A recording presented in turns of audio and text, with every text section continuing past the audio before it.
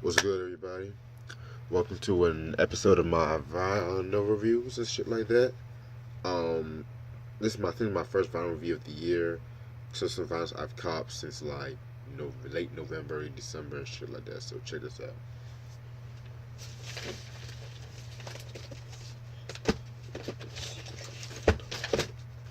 Start off with this album, Nori's self-titled debut album, Nori, released in 1998 on what's the label?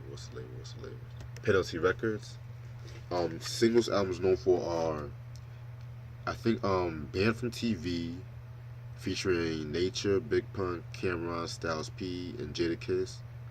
Um, Super Thug. That song was a huge song back in that time because that was really the song that really put the Neptunes out there and shit like that. And if I'm not mistaken, I think I Love My Life was a single. But yeah, very dope album and shit like that. Very um, he was coming straight off the War Report and shit at that time and shit. So you guys already know how I feel about that album. Best album '97 in my opinion. This album very dope too. Yeah, if you like East Coast hip hop back in the late '90s, this is definitely album for you. Nori self-titled classic album. And yeah, that's the Nori I like. I like him all the way up to maybe 2001 to next album is Sheila E's The Glamorous Life, released in 1984 on Warner Brothers Records. You guys should know who Sheila E is. I've mentioned her countless times during my Prince reviews. Um, Definitely one of the best drummers of all time, in my opinion. Not even drummer, she's like a dope instrumentalist too and shit. Yeah, I believe this was her second album. Yeah. Singles I was known for are. Let's see if I got this right. Give me 1 second.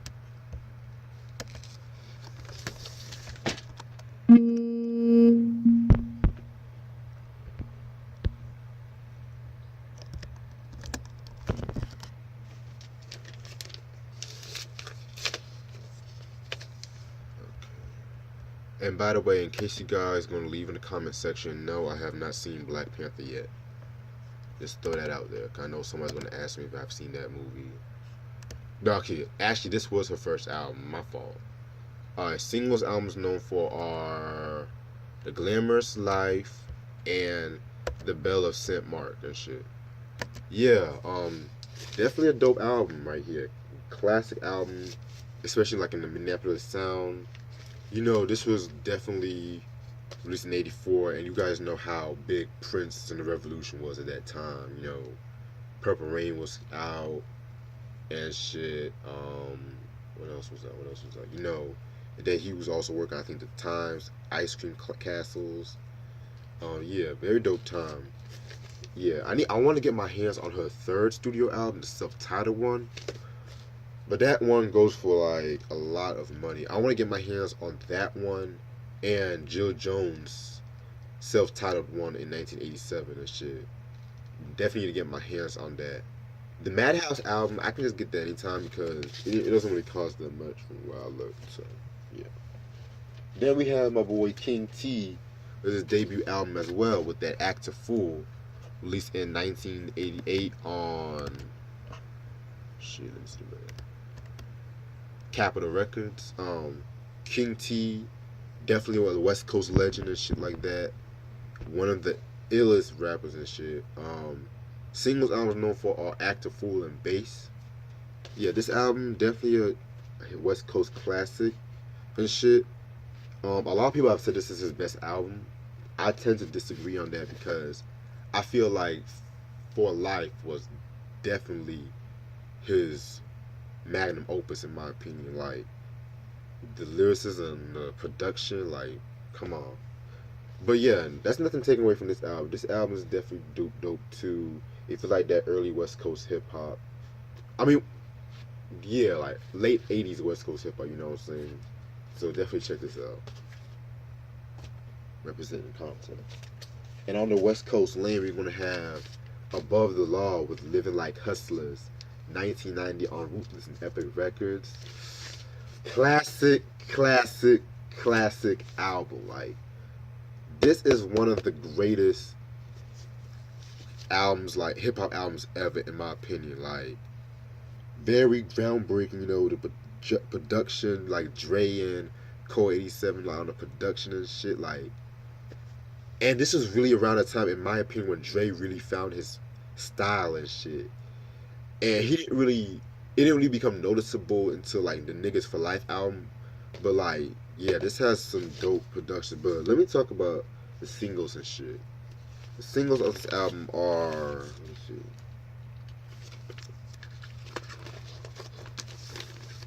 Shit.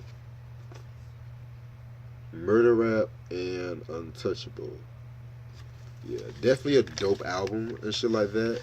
I was so surprised I found this album in the vinyl store. I was like, fuck yes. And shit, like, I always felt like Above the Law was definitely an underrated West Coast group and shit like that. You know what I'm saying? Very underrated, but it is what it is. Definitely gonna do a review on this album one day, so stay tuned. Then I have this is like a blind buy, like Jamila Woods, the Heaven album, released in 2016. Yeah, this is just I got it because I just like the cover and shit. From what I looked up, a lot of people said like a lot of good things on this album, so definitely stay tuned. I might just check it out and just maybe do a review on it. Then we got Kool and the Gang with Light of Worlds, released in 1974 on D-Light Records. Definitely, in my opinion, their best album, in my opinion. Yeah, Light of Worlds, definitely, because, yeah, I'm gonna get into that in a minute, but yeah.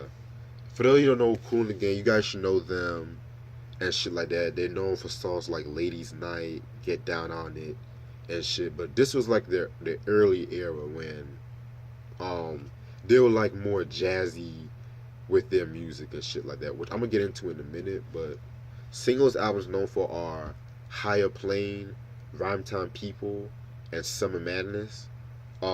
Definitely Summer Madness. You guys should know that song. Everyone sampled that from DJ Jazzy Jeff and the Fresh Prince to Ice Cube, so everyone knows that song. So yeah, very dope album. Love this album. Like the early like jazz fusion of the '70s and stuff, and it was just so. It's like one of those albums you can just relax to, like picturing yourself like in a swank like restaurant and shit like that. And it's like late at night and you just doing your thing and shit. Definitely a classic album. And yeah, let me show you this. Like, and that's one thing I loved about albums back in the day. They used to have like fucking pictures in the liner notes, like live performances and shit. Now these days, these artists like to Photoshop everything. It's crazy, but yeah, like I was saying, whenever I think of like Kool and the Gang, I always think of the three eras and shit. There's the early jazzy fusion, kind of light funk, which is my favorite era from them. Then there's the disco, up tempo-ish, commercial, Kool and the Gang, which everyone's accustomed to. But then by the '80s came out, they became this like adult contemporary yacht R&B bullshit. Yeah.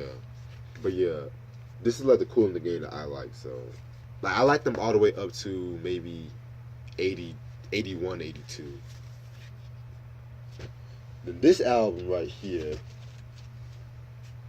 the Rolling Stones Some Girls album, 1978, on their label Rolling Stones. Classic album right here. I've talked heavily about this album, how much I love this album. I said to myself that once I get this album, I'm just gonna do a review on it like right away and shit like that. But singles albums known for are Miss You, fucking classic song right there. Faraway Eyes, Beast of Burden, Shattered. And if I'm not mistaken, Respectable was a single. Yeah, this was like they considered like a comeback album like for them because of the fact that after like Exile on Main Street, they kind of their popularity was kind of waning a little bit and shit like that, and because like they were kind of like going a bit too commercial with certain albums like the I always explain my thoughts on Ghost Head Soup and stuff. So this was like them returning to form and just proving they can keep up with the time because this album was kind of responsible for like mixing the traditional style with like these like trends of today. Like for example, like Miss You. Like when I hear that bass line and it's like a disco-ish song, but at the same time it has that bluesy Rolling Stones like sound and shit like that. If you guys listen to that, and even what's that song? Shattered had like more of like a new wave-ish punk rock kind of sound. Like I'm definitely gonna really review this album because this is an album that's a perfect example of a band coming back, having their traditional sound, yet at the same time trying out new styles and still like making everything gel and shit. So yeah, and this album was actually their only album nominated for album of the year and shit like that. So and it's crazy because Mick Jagger was like the driving force with this album, and Keith Richards he was like fighting legal problems at that time. But stay tuned on that later. So Some Girls, Rolling Stones, 1978. Then we have the Family's self-titled and only album they released, released in 1985 on Paisley Park Warner Brothers. I've copped this album months prior, like a while back. I just never showed it to you guys and stuff like that. So I was like, why not? For those of you who don't know who the Family are, they were a band that was formed by Prince and shit like that. They were supposed to be because his like new signature band after the time broke up. Some of the members include Susanna Melvoin, who is Wendy's sister. Jerome, you guys should know Jerome. He was in the time and shit like that. Yeah. Singles I was known for are High Fashion and The Screams of Passion. Love that song, The Screams of Passion. Definitely an overlooked classic in my opinion. And this was released at a time when Prince was very experimenting with kind of jazz, neo psychedelic music and stuff like that. So like the production on this was very dope, very jazzy, like very different from what he was used to doing, like especially with like the Vanity Six and the time and stuff like that. So yeah, I'm glad this album's now kind of getting more praise in recent years, but yeah, definitely dope album. It's a shame that they broke up after this album, but you know how that goes. Alright. Okay, before I show this next vinyl, I just want to say this. This cover might be disturbing for some people. I can't help it. I like the comedian. So I just wanted to make sure everyone takes a breathe in and breathe out. Prepare yourselves, but yeah. So Red Fox, Bare Facts. From what my sources have said, I think this album was released in 1970, if I'm not mistaken, from what my sources said, because I can't find the year anywhere. Yes, he is naked with this chick and shit like that, okay? Just throwing it out there. I know somebody's going to be like, in the comments, going to be like, what the hell's up with you in that Red Fox vinyl? But you guys should know who Red Fox is. He plays Fred Sanford on Sanford and Son, one of the funniest, greatest, groundbreaking sitcoms in my opinion. He was definitely a stand-up comedian way ahead of his time. He it was in like a lot of movies like Harlem Nights. You guys should know who he is. Yeah, this was a concert he did.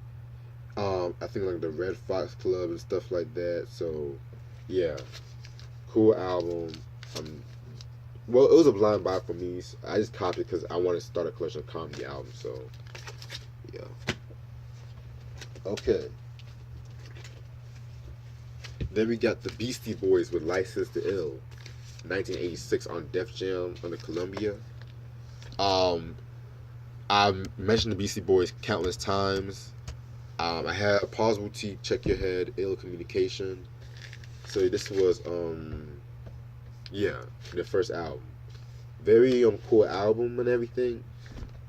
But it's not really my favorite album and stuff like that.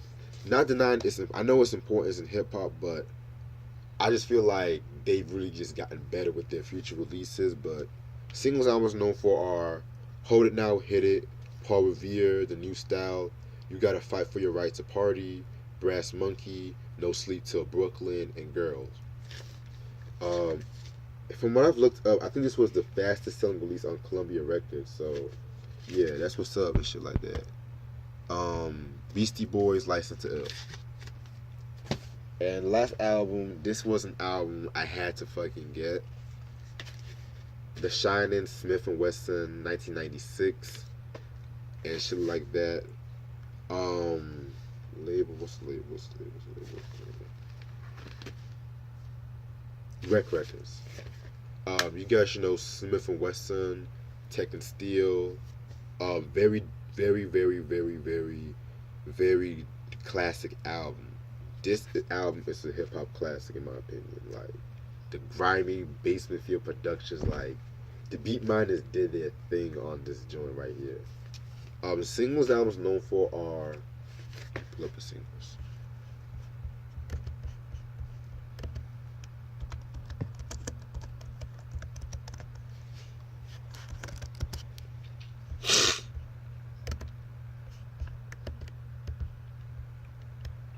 Bucktown, Let's Get It On, Recognize, Soundboy Burrell, love that song. And One Time.